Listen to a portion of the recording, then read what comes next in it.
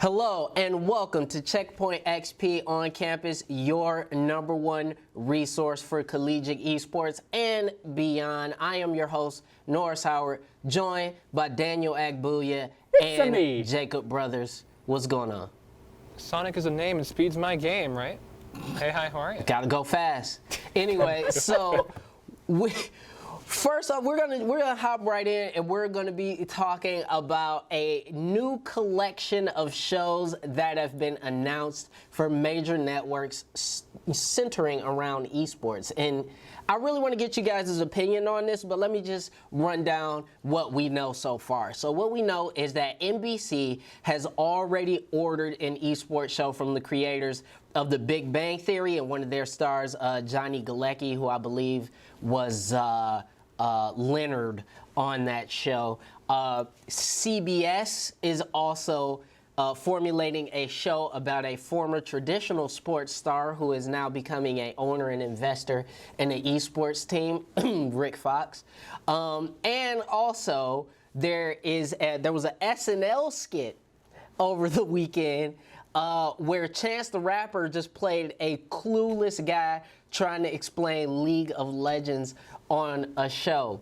And so, guys, knowing what we know about how traditional sort of shows and media and all this stuff have portrayed fandoms and geek culture and nerd culture before, how do you guys feel about these show announcements, and can these big networks do esports justice?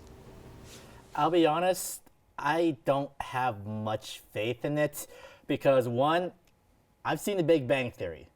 Now, I've talked to a lot of my friends who are comic book fans. They see that show and they feel insulted because it's just, to me, it's just laughing at the nerds, not laughing with the nerds. I mean, I'm not really losing sleep over it. I mean, like with The Big Bang Theory and like they're making fun of nerds, it's like, well, if you're not making fun of nerds, you're not going to have a TV show. Fair enough. It's like, it's not like all nerds are the coolest people in the world. I know that might be a shock to a lot of us. Yeah, we're not exactly the most coolest people in the world, right? Speak for yourself, thank you. It's kind of hard for me to be this cool, personally. But when it comes for an esports show, if you're not making fun of it, you're not going to have a show. It's like, man, if it were a serious show, I'd be like, man, I hope he wins that tournament next week. Like, no one cares. And like, we make fun of gamers, right? We do. I bought Mountain Dew Game Fuel the other day just for the meme. I was in a gas station, I was like, you know what? I'm a gamer. I haven't tasted it. I'm going to buy it. And so if you kind of act like esports is a bigger thing every year, but if you're like, oh, it's just super serious, super, we are sports, then you're not really going to have a good show, ever. Yeah, you got a point. It's true, but, you know, between the two, NBC and CBS, the only one I see kind of having a look that's not going to just completely make fun of sports is probably going to be the CBS one, because it's actually going to be based on Rick Fox's time with the Echo Fox. Yeah, no, that'll definitely be interesting. But I mean, I think the Big Bang Theory spinoff will find its market. Whatever you want to call it. It's going to find its market. Just like the Big Bang Theory found its market, you know, it filled in that friend slot more or less, and then was like, we're going to make fun of stuff that people like making fun of. And it's like, yeah, it works. Let me pose a question to you, Jacob. Like, all this exposure, well, this at the very least let the general public know what esports is all about. They're definitely going to get the wrong idea. 2,000% they're going to get the wrong idea. Okay, what is the worst case scenario with the wrong idea? What's going to be their takeaway? That it's a bunch of geeks that just spend their lives playing video games, but making a lot of money. And you know what? That's going to be the only thing they care about. Well, that's what the parents are going to take away. They're like, wow, this guy's a loser. He plays a lot of video games, but look at that cash money. And then that's going to be kind of the bullet points that adults get from watching this show that don't know esports. Honestly, the most realistic portrayal of esports in mainstream media had to be the SNL skits. The SNL skit was incredible. It made my day. I mean, I'm not like hearing Chance as Laszlo Holmes asking questions like, so what do you think about this play? Like, I have no thoughts whatsoever. And when he's like watching like the recap of the final moments, he's like, yeah, something's happening, and I just don't know what it is. And then when they bring the interview is probably the best part. It is. Is he a little overplayed? Maybe, but is it accurate? Not that much. Is it accurate? It's not severely overplayed. Girls love the esports players. That was a fun part of it. We're like, oh yeah, $7 million. That's a good part of it. And he's just like, yeah, you know, when I went top lane, blah, blah, easy win. Look how much of a pro I am. And Chance is like, that's what's up. At the very at the very least, I hope these shows just they make jokes, but they actually do show the passion that these people have for the games. At the very least, They'll have some guest appearances. you think so? I mean, if like Disney Channel can get like Captain Sparkles and other huge YouTubers to be on their shows that aren't even about video games, they're gonna get some big performance character to like show. I promise you, for this Big Bang Theory caliber show, Ninja will appear at some point At the in very the least, show. he's going to 100%. within the first season. Absolutely. Do you have any thoughts on that, Norris? I'm kind of in the middle. I agree with you guys that I think, of course, it'll be made fun of. But I'm with you, Jacob. I think, esports has grown and it's got to this super high level. And I know that people want to protect it because it's so new and it's fragile right now. But at the same time, you gotta make fun of it. Every community gets made fun of, and you gotta have thicker skin than that. I want us to not be, what nerd culture was in the 90s, where I remember if you talked about Star Wars or Star Trek, people would almost come to blows over it. Like, it's not that serious. We want people to look at esports and say, it's fun. We don't want people to look at it and go, oh my God, that looks way too intense. I definitely don't want to do that. Instead, I want people to look at it and take these shows and be exposed to it and at least go, well, you know what? At least you can live that way. That's the one thing about Big Bang Theory that I'll give it, is that even though people were laughing at the nerds, nobody said that nerds didn't have the right to exist, or that these nerds were bad people, that they were shiftless, that they couldn't function in society. These are things that need to happen for esports to be normalized. And personally, I think both approaches are valid. While you need the serious content, I also think you need to have a little bit of fun with it too, even if it's not the type of fun that we would think would best serve esports. We're not the only audience out here. Right. No, yeah. Go ahead. Yeah, but moving forward from that is we got to talk about Overwatch 2, and I put that in quotes because there was numerous reports out that the sequel to Overwatch would be announced at BlizzCon, which is coming up this weekend. And so I wanted to pose this to you guys, especially to Jacob, knowing that Overwatch 2 is not a full-blown sequel, which it would have been stupid if it was. Knowing that this big update is on the horizon, are you excited for this, and should fans of the series be excited for it? I mean, I'm pretty excited. I mean, Overwatch always needed to be designed as like an expansion-based thing, just like how they never released a World of Warcraft 2. Well, I mean, technically, if you want to count the thing before World of Warcraft, but they never released like a full sequel to World of Warcraft, and they're never going to release a full sequel to Overwatch. I think like a campaign-driven thing, fantastic. Kind of having some leveling up things and unlocking new moves should be interesting. If that, I don't know if we know, I mean, we'll get the answers at BlizzCon, but if that affects like the actual like multiplayer matchmaking itself, then it becomes a whole new game. Then the Overwatch League is going to be like, well, we got to kind of relearn the entire video game. Hold on, I want to ask you two guys a question. What makes you think this is just going to be an expansion? What is not stopping this from being a full-on price game? Well, the reports that have been coming out, it's mostly being called Overwatch Chapter 2, not really Overwatch 2. And I think Blizzard especially knows like Overwatch 2 wouldn't really pan out with like the market that they've set up, and the game's only been out for 3 years. Blizzard's sequels are much further apart than a couple of years. That is true. They do like to space their sequels out quite a bit. And, I mean, we're still waiting on Diablo 4, and the first Diablo came out, I think, during the Reagan administration. But the thing is that they have sort of a really interesting BlizzCon coming up, to where I think if they would have announced a full retail sequel, there would have been a full-blown revolt. You already have everything going on with the Hong Kong protests, where we know that there are certain people planning to go to BlizzCon specifically to protest. We know that there's already bad blood from the Diablo Immortal announcement and the whole, don't you guys have phones? That whole thing. So we know that this BlizzCon is probably going to be the most contentious BlizzCon that there ever was. and I think that it behooves them I want to to pose a announce question this. to you two. This better be free. It better be a free update, No, too. no. Like, let me ask you guys this. This whole idea of Diablo 4, Overwatch Chapter 2, whatever else they can throw at us, will it be enough to kind of quell the backlash? If BlizzCon releases Diablo 4 and Diablo 2 Remastered, because I'm very confident that's a thing, Diablo crowd, they'll be fine. For Overwatch, they're like, hey, we have a campaign. Because that's what everyone's wanted. That's what I've wanted. I want to play Lucio in a story. That's all I want, in Winston. Yeah, But, I've been wanting to play PvE with my friends. yeah, and PvE, that stuff will all be great. And if this restructuring of the much more MOBA-esque kind of stuff makes it in the multiplayer, that'll be interesting. I already kind of think that home games are going to leave the Overwatch League dead. We can talk about that on a different day. But more heroes. They need to pump out way more heroes, 100%. Heroes of the Storm back in its heyday had a new hero every month. And now we have Overwatch, one of the biggest esports, and we get like 3 or 4 a year. Well, the thing is, like, that's a MOBA. This is a full-on, like, first-person shooter. Yeah, but it's also kind of. And it's not like Battleborn-esque MOBA, but it still has a lot of those MOBA properties. Yeah, it has a MOBA property, but in terms of production, in terms of, like, presentation, it's a first-person shooter. That is so true. It's harder to model. But they're also adopting more MOBA things with like leveling up and getting skills and talents. So I think if they're going to adopt more MOBA things, they need to adopt more MOBA things, if that makes sense. Like, they need to have more heroes. They need to really, like, they're great with events, but they need to do more to draw in more players than just limited time events. And a campaign, I think, would be a good start to that. It would be. It would be.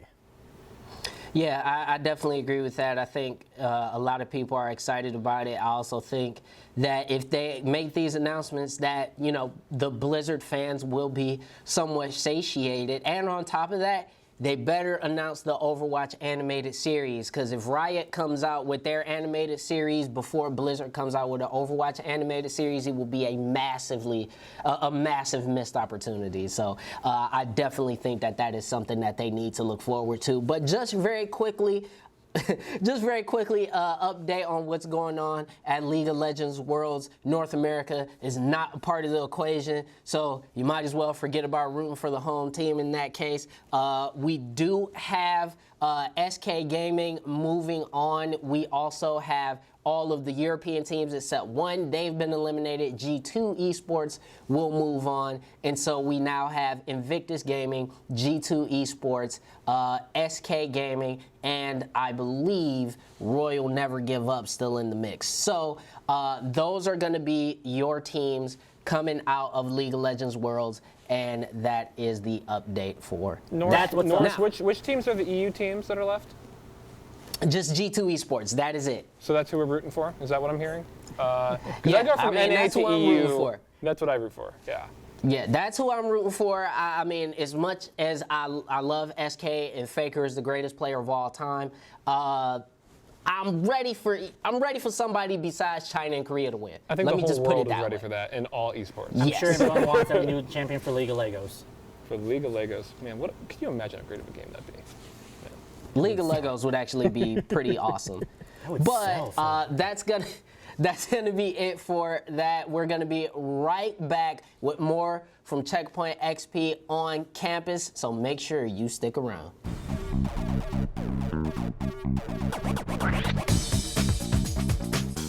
Welcome back to Checkpoint XP on campus, your #1 resource for collegiate esports in the world beyond. I have to make a quick correction because I was trying to go off the dome and that was a big mistake. In League of Legends, we have Invictus Gaming that's going to be going up against Fun Plus Phoenix. That's a China versus China matchup. And we have G2 versus SK Telecom T1. So that is EU versus Korea. So no matter what, we're going to get a Chinese team in the final no matter what, and it's going to be between Korea and EU in that other semifinal match. So just a quick correction. But moving on, we are going to talk a little bit about Heroes of the Storm. This is a game that really was bespoke to the collegiate scene. It was a MOBA that people gravitated towards in dorms across the country, and it kind of fell off a little bit, but there was a big tournament over the weekend, and Jacob's going to give us more details about that. So, Jacob, take it away. Time for the big brain to return. Hey, hi, how are you? No, but so the Heroes of Storm Collegiate, TESPA It's a Heroes of the Storm, TESPA Collegiate Heroes of the Storm series. Just concluded. They just had their grand finals. It's been going on since like, I want to say maybe like a month or two. And it went to a Game 5 in the grand finals. So best case scenario. And it was University of Toronto versus the California State University Long Beach. Okay. And it was also a reverse sweep. So really kind of the coolest scenario. Can you explain the reverse sweep for me? Oh no, we're gonna get into it. Oh, okay. I looked at it. Oh. I read between the lines. No, so it started out with CSU just kind of being like, hey, we're kind of the best. Game 1 and 2, they just schmacked Toronto. Okay. There was no hope. It was a little like, oh, this is gonna be a 3-0 and then we can go on with our lives. But what Toronto did is that they identified the problem through banning, which is great. That's what a team should do. Yes. So, because Long Beach, they were using a hero named Blaze. And Blaze is a very strong hero, and in the right hands, it's ridiculous. Like back in the days of Heroes of the Storm Esports, before it was taken out, Blaze was the key to the meta. Blaze is a hero that can stun a lot, he can slow a lot, he was a big problem. So, right out the gate, once Toronto was like, okay, how about we just ban him? They then won all 3 games. But it's not as simple as that. So Okay. first off, they banned the Blaze, which that's the main point. But they also started doing more synergistic, you like that word, compositions. So in their game 3, they were very dive heavy. They used characters like Greymane, Maiev. So what makes these like dive heavy characters? What about them exactly? I think it was just the aggression that won them that game. Okay. Because they were like, all these teams can just go, just fire the gun more or less. Okay. And that kind of got them that win because Long Beach had to learn how to work without Blaze. Because Blaze directly counters that comp, being able to stun and So slow. it really threw them off. So it did really throw them off. And then in the 4th game after they won that, they went for a very root-heavy comp. They had my girl Jaina with her big Ice Frost, Ring of Frost, that would stun them, and then Leoric has a big Entomb that would also trap them. And so they would just trap them every team fight, wipe them out, easy. But also on top of that, in Game 5 was more of a more standard composition, but they started using Falstad, Toronto. And Toronto's Falstad was very strong. His ultimate was always used aggressively. His ultimate just pushes people in a direction, so he was able to fly behind, shove them too. That worked very well. And they played on a very global heavy map for their Game 5, so Falstad was able to take advantage of that. And while in the Game 5, Long Beach did also have a global character, the Falstad was just better. The momentum was already. There in was the Toronto's momentum, favor. and then for the globals matchup, one was range, one wasn't. Okay. So that kind of wins that. And then naturally, range kind of beats out that. Yeah, so huge congratulations to Toronto. They read the room correctly, and they made those tweaks on the fly. It wasn't like, hey, we got lucky and we just made the comeback. They're like, here's what's going wrong. Let's address it right now. Now, Jacob, I want to ask you this. This was a great tournament. It was a very exciting finals. Is this it for Heroes of the Storm? So, done a lot of thinking on that over my years of this game that I love so much, and I really do. But you went from Heroes of the Dorm, which was this huge thing that used to be held here in Cox Pavilion in the finals. I actually went in like its last year. And it was cool, stadium was full. Now it was a stream with 3,000 people in it. Ooh, So that is drop. It's dropped, but also I think it's more of Blizzard dropping it than the community. Because like I watch a lot of esports, and Heroes of the Storm was averaging maybe like 20,000 people when it was playing, and a lot of other esports average around 20,000, unless you're like League or Dota or Overwatch. I mean, it's hard to compare to those guys. Come on. Yeah, and so when you're looking at esports, like they had those numbers, but I think Blizzard I think they finally got intimidated enough by League and Dota to be like, this isn't really keeping up, so let's cut it. And it really is a shame because Heroes of the Storm is at its best it's ever been. So they started to update the game after people stopped playing.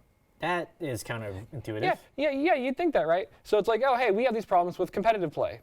In year 3, they fixed competitive play. And it's like, well, that'd have been great in year 1, maybe year 2. And then, like, for a long time, they're like, hey, we want Deathwing. We want this character so badly. They just announced it this month. Wait, what? This month. When it could have been announced, like, 3 years ago. Because there was a string for a while, because remember, I'd already mentioned that they had a character every month. There was, like, 3 or 4 months where it was World of Warcraft damage dealers. That's all we got for like a fourth of the year. It's like, hey, we like Overwatch, we like StarCraft, we like Diablo. World of Warcraft is cool, but if we could get some other guys, that'd be great. And they weren't doing that. But now they are. Like 6 months ago, you were finally able to purchase individual skins. You couldn't do that. Back when a new character would come out in new skins, you could only buy the full pack. So you'd pay $30 for like 5 versions of the same skin. and there was no other option. And then they fixed that 6 months ago.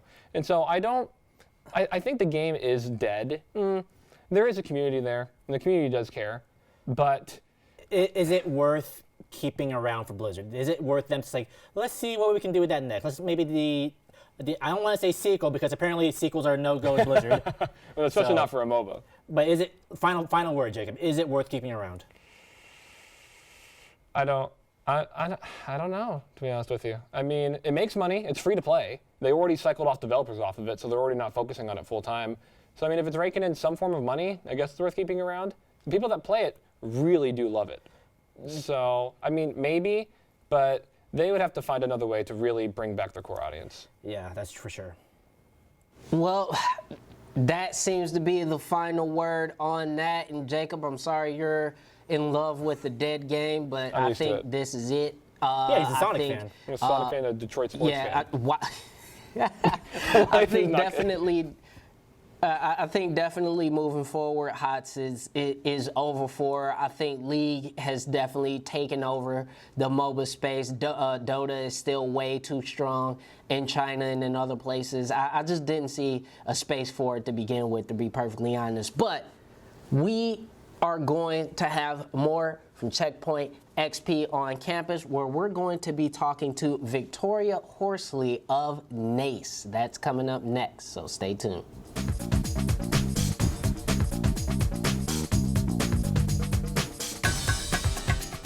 Welcome back to Checkpoint XP on campus, your #1 resource for collegiate esports and the world beyond. Happy Halloween to everybody out there as well. We're going to have a special guest joining us just coming up, but we want to let you guys know that the Checkpoint XP store is on and ready to roll. So if you are concerned or if you are curious as to where can I get some cool merch, I really love this branding. These guys are really cool. I want to support them. Slide on over to the shop at checkpointxp.com, where you can find all kinds of cool merchandise, including esports jerseys. So yay! Now, joining us is one of the friends of the show, Victoria Horsley from NACE, is coming in to talk about what that organization does and how it helps collegiate esports. Victoria, thank you so much for joining us today. Yeah, of course. So first of all, what is NACE and what do you do there? So NACE is the National Association of Collegiate Esports. It's a governing body for collegiate esports in all of North America. So we have schools in the US and Canada. And then I am the marketing director, but I do a little bit of everything. Right now, I'm also running all of our competitions. So Wow. It's a lot. I just saw your cat. Oh, so cute. Oh, hey. The show has been derailed. His name's Itachi. We gotta what focus, a Jacob. precious child. We gotta focus. I love we cats. gotta focus. That just made my We're day. professional journalists. We gotta focus. So cute. They've been good for 30 minutes, and then, of course, as soon as it starts. Of course, I own cats. I completely understand. So one thing we do talk about on the show a lot is how college esports is kind of all over the place. Certain conferences do Yeah. things, some of them don't. Some of the schools support it, some of them don't. So does NACE help with any like tracking or anything like that? Yes. So it is all over the board, to say the least, but we just try to help.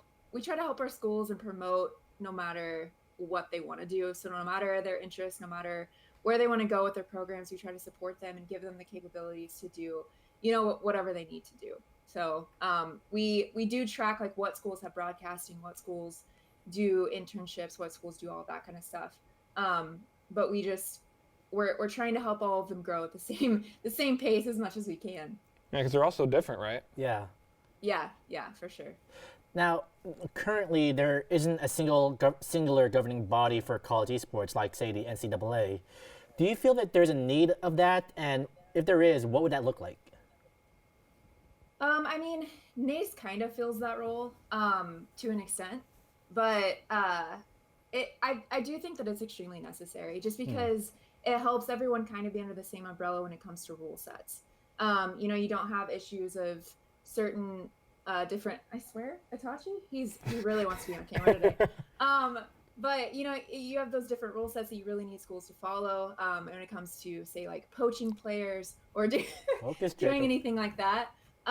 It's really, really important to be able to kind of keep everyone under the same rule set. I've said it several times, but it's so important just to make sure that you're holding everyone accountable, that everyone needs to respect each other's programs, everyone's on the same page. It's just really, really important to kind of push that forward because it helps kind of control the chaos that is esports. Yeah, we've asked this to a couple people, but like another main conversation that goes around is how to keep a program like sustainable. Like, what does a program actually need to do to like keep up with the competition? And what do you think are some of the things that some programs need to do to stay on top of it? Yeah, one of the main things is to branch out and include a lot more in your program other than just your teams. Absolutely. So one of the big things is broadcasting, because you can have teams, but somebody or some schools kind of run into the issue of, okay, well, we have these teams, we want to showcase it, we want to market it, but how? You know, if you don't have people that can broadcast, how are you going to show people what you're doing, the things you're accomplishing, all that kind of stuff? So that's probably the first and most important thing, other than a team, a school should do. It helps with marketing, helps with branding. It just helps in so many ways, but you also include all those students that are interested in broadcasting and want to do everything there. Really well said. Now, obviously, NACE does a lot for the college scene, but does NACE have any plans to extend to like high school esports? No. So Well said. Okay. there are some big players in the high school scene, whether it's Play Versus or High School Esports League. They've got it. You know, we team up with them. We work with them. We try to do everything we can to help in the esports, the high school esports space. But it's just, we're already trying to do colleges. And in our short 3 years so far, we've come a long way, but there's still a long way to go. So I think trying to tackle high school is just way too much for one organization to try to do right now. You know, trust me, we know a lot about that over these last couple of months. It's like, how does this work? Oh. Yeah. But on that topic, do you think that kind of the path of like high school to college to the pros is ever going to be like an actual path, or do you think it's going to kind of stay more like the way it's been, where it's like if you're good, a team will notice you and pick you up? Yeah. To an extent. So I think that that's also extremely dependent on what the professional scene does. As we see them franchise more and more, I do think that becomes way more important, because then they start, you know, having contenders leagues and things like that, to where they have that amateur talent where that can be pulled from collegiate. We have a couple of different schools. One of them, for example, Harrisburg University in Pennsylvania, they work pretty closely with like Philadelphia Fusion. So you start seeing those colleges have those ties to professional teams, and it kind of just auto-fills into some sort of pipeline and some sort of system. But like I said, it's going to be extremely dependent on what professional does, where they go, because, you know, it works in traditional sports like with NFL and MLB and NBA and all the stuff like that. But that's because they have those franchises. That's because the top level is certain. So as esports gets more and more certain, and each different game title decides to dedicate all of their time and resources to being that franchise, the amateur pipeline, I definitely think, can come and be a huge player in getting all of that best talent to the top. Yeah, I never really thought about that. If games kind of had just a minor league or a farm structure like baseball or hockey, that could probably be a really easy way to put high schoolers and college students into that world. Yeah, for sure. And I know right now one of the biggest things that people are debating in professional is, you know, do we bring on schools or people from like different countries? What do we do there? And so as you create the system with Collegiate and that whole pipeline, then it kind of helps, you know, you have your domestic and your like non-domestic players, and you can all just come together. But you definitely have a system to put into place, so you're not frantic after one season trying to figure out, you know, what's the best player I can bring in or do anything like that. Is that a different cat, or is that your same cat? Yeah, that's a different one. That's incredible. I had my door closed and they opened it. No, this is a gift. So that's how this day is going. Jacob, is there any last questions from you? What's your other cat's name? Of course. Hera. Hera. After the goddess Hera. So That's incredible. yeah, we got a Naruto cat, and we got a Greek goddess cat. So I love that so much. It's so great. Thank you so much, Victoria. Is there anything you'd like to plug while you're here today? I like to plug. No. Other than just Collegiate Esports is great. It's definitely giving a lot of opportunities to a lot of different people. Hera really enjoys Collegiate Esports. It's a very exciting time for sure. Yeah, definitely. All right, thank you so much for talking to us. We really appreciate it. Yeah, of course, anytime. Bye, Hurrah. Bye, Hitachi. Hope you and your cats have a fantastic day. Thank you, you too. That's right. We want to thank Victoria for all of her time in helping us break down what the future of collegiate esports can look like in terms of that pipeline, as well as all the things that NACE does. So if you want more information about NACE, you can head over to nacesports.org. That's NACE sports.org. So we're going to have more from the Overwatch Varsity Series coming up. So stick with us, Checkpoint XP on campus.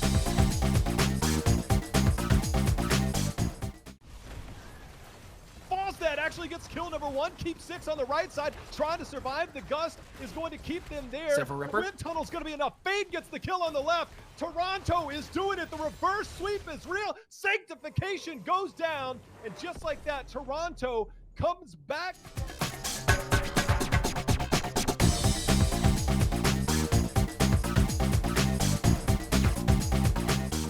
Welcome back to Checkpoint XP on campus, your #1 resource for collegiate esports. Your host, Norris Howard, here, coming all the way from the Detroit studios. We're going to throw it right back to the UNLV studios, where Jacob and Daniel are going to talk a little bit about the Overwatch Varsity Series and the stunning conclusions to what happened this week. Take it away, guys. Big brain pulling double duty today. Hey, hi, how are you? But yes, we are here. We are finally at our destination right before playoffs. All the seasons, all that is done. Almost, we're gonna get to that. And then it's just gonna be playoffs, and then we can all rest. Then we can just easily follow it now. We can. It is a delight. But all the teams are locked in, all the top 8 teams. So in the West, we have North Texas, 7-0 undefeated. Man. Utah, 5-1. They really turned it around. I'm proud of them. Irvine, 5-2, and Dallas, 3-3.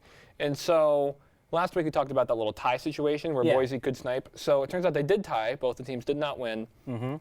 And according to the standings on TESPA's website, Dallas is at 4th. So we're just going to roll with that it's Dallas. If something changes, we'll update it. So there's no explanation about why, it's just that's just how the rankings. No, right now it just says 3-3, Dallas is 4th, and Boise State is 5th. I'm sure someone's asked the question and they'll give them like a private answer. Yeah, something like that. And then in the East, we have Maryville, 7-0, My Darling Winthrop, 6-1, Harrisburg, 5-2, and Missouri, 4-3. And so what's going to happen now, right? So playoffs are 10 teams, and we have 8 teams currently in playoffs. That's 2 less. Yeah, you're good at math. So what's going to be happening is a play-in stage, and that's going to be happening this weekend. So the play-in stage is a single elimination best of 5 tourney, and everyone's going to be matched up based off of like their general skill set, because everyone in the tournament is the bottom 8 teams from the Invitational. So Boise kind of still has a chance? Yeah, they do have a chance, absolutely. And they become the top 8 seeds in the play-in. And then everyone else is everyone who played in the second chance bracket. And that's everyone that didn't make it through qualifiers. And how many is that? That is 100 teams. So all these matchups are going to be slotted off of, well, those bottom 8 are now the top 8 in the play-in. And then based off of how these other teams did, these other, 90, I can't do math, so the other 80-something teams, 82. Boom. No, 92. 92, Jacob. But they're all going to be playing against each other based off of how they performed in their second chance bracket. Okay. So and then the top 2 go to playoffs. Oh. So only 2 are going to be coming out. Wow, that is a big pool of death right there. Yeah. So realistically, Boise State does have a chance. But some of these schools in the second chance bracket have been playing well. There was like some 7-1, 6-2 teams. So there's a chance that they could also make some noise. And what's going to happen after that, the week after that, is when we get the playoffs. Oh, finally. So, yeah, we're almost there. Playoffs are 2 towers. And they call it 2-tower, 5-floor single elimination. So you're going to have 5 teams in one area, 5 teams in the other area, kind of like, normal playoffs of a sport when conference and they meet in the end. But because of that, North Texas will absolutely be going to the finals. I can promise that because You're locking that down now. of the division that they're in. Yeah. Now, could there be an upset? Sure. But I don't think so. And so it's divided by invitational region. And then the other 2 play-in teams are just kind of randomly thrown in. Okay. So it'll be like, you go here, you go here. Right. I don't think there's much of a rhyme or reason to it. And then the towers meet for the final. So who's other teams to watch besides like North Texas? So I did do a little power ranking Ooh, of the okay. 8 teams. I was looking at who beat who in the main season. crunch some We numbers. have Jacob Brothers power ranking for the Overwatch playoffs. Power ranking on the edge. Are you on the edge of your seats? You better be. We have at the top Maryville, Okay. because they were in a much better division and they didn't lose a game. North Texas, because they also didn't lose a game. They're going to go to finals. Then I have Harrisburg, Winthrop. Winthrop does have a better record than Harrisburg, but it's Harrisburg. I think Harrisburg's experience will give them the edge here. And then I have Utah, Irvine, Missouri, and Dallas. Dallas is the one that I'd like for them to do well, but I just don't really see it happening. You heard it, Dallas. And then Missouri, they also kind of struggled in their division. Like they claimed a top 4 spot, but they were losing to like everyone above them. Well, we'll replay the tape when it comes time, and we'll see how your rankings play out. Well, I mean, we'll know if I'm a true caster or not, or because the experts are always wrong. So if I'm wrong, that means we're on the right track, right? That's totally how it works, right? Last I checked. Absolutely. If the caster curse comes into effect, we will know that the Big Brain has evolved and he has become Galaxy Brain. Well, that's going to be it from the Overwatch Varsity Series. And if Jacob does have the caster curse come into effect, we will know that he has evolved from Big Brain to Galaxy Brain. We're going to have more coming up on Checkpoint XP on campus, where we test Daniel's League of Legends knowledge. And yeah, so stay tuned for that, guys.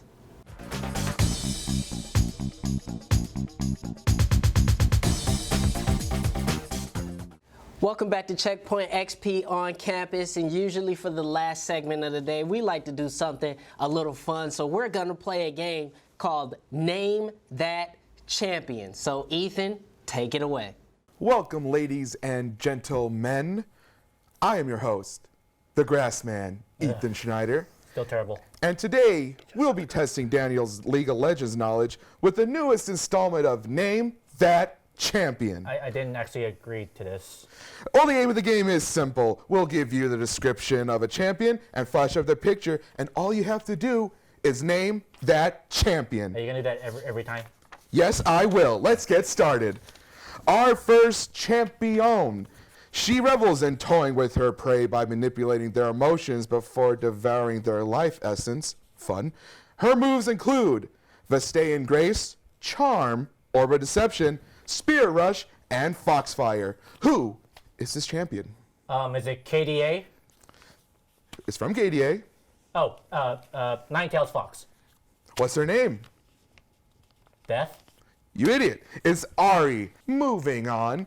It selflessly uses its strength and durability to protect others, extending a helpful metal fist or burst of energy to subdue any troublemakers. Their moves include Rocket Grab, Overdrive, Power Fist, and Static Field. Daniel, who is this champion? Big Hero 6? Wrong. You're dumb. It's Blitzcrank. You don't have to be so mean about it. Next up, she's a demon that drains you of your life force through Snoo? Who wrote this? Her moves include Demon Shade, Hate Spike, Allure, Whiplash, and Last Caress. Daniel, who is this champion, you idiot? I don't know her name, but I did meet her on Tinder once. Oh boy. Wrong, that's Evelyn. Oh. Next, it's time to throw them purses. Frozen in True Eyes for millennia, the curious creature broke free and now helps about a changed world he sees as exotic and wondrous. Its moves are Rage Gene, Boomerang Throw and or Boulder Toss, Hyper and or Wallop, Hop and or Crunch, and Meh. Who is this champion? Well, Jacob would kill me, but that's Gnar. Let's go! Right, I'm so proud of you! it's Gunnar. Wait, it's Gunnar? It's Gunnar. Oh, No, it's okay. not. Don't worry, Daniel, the pain will be over soon. What? All right, moving on. Enemies who underestimate his meditative demeanor will endure his fabled burning fists and blazing roundhouse kicks. His moves include Flurry, Sonic Wave and or Resonating, Safeguard and or Iron Will, Tempest and or Cripple, and Dragon's Rage. Daniel, who is this champion? Is that Liu Kang and or Ryu? Wrong. It's your boy, Lee Sin. Lee Sin. I love them in Taken. He's amazing. Last but not least, good she move. dutifully charges in to battle, pushing back the kingdom's enemies with every whirling strike. Her moves include Iron Ambassador, Hammer Shock, Steadfast Presence, Heroic Charge, and Keeper's Verdict. Who is this champion? Smurfette. Close. It's Poppy. Again, what did we learn today? I know nothing about League of Legends. Well, we already knew that. You know Nar. But hey, you gave it a good attempt. Well, that's all the time we have today, folks. Until next time, say your vitamins, eat your prayers, and God bless America. Well, another closing segment of which I ultimately regret, but we are going to end the show on that. I want to thank everybody out at the UNLV studios, our hosts, Daniel Agbuya and Jacob Brothers. We also want to thank all of the UNLV faculty who help out, as well as the production staff behind the camera in the studio as well. We also want to throw it out to a big help from Ethan Schneider and managing editor Kevin Kelly, who is feeling a little bit under the weather this week, so we want to wish him a get well soon. And all the folks who help out here at the Detroit studio, that's Chad Callahan and, what's his name? Joe Sloan. Yeah. The last segment threw me off. It's crazy. But we want to thank all them people, and we want to say good evening and happy Halloween. Watch where you sleep. That's incredible.